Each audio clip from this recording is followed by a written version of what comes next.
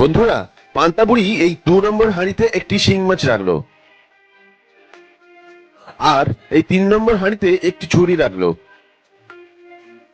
আর 1 নম্বর হাঁড়িতে পান্তা রাখলো। এখন হাঁড়িগুলো নিজেদের মধ্যে স্থান পরিবর্তন করবে। তোমরা ভালো করে খেয়াল রাখো, দৃষ্টি সরলেই কিন্তু খেলা শেষ।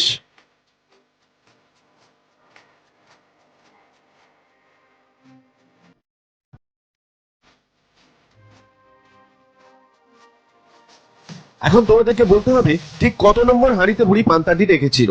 এখন তুমি যদি উত্তরটা গেস করে থাকো তাহলে সবার আগে কমেন্টে লিখে জানিয়ে দাও।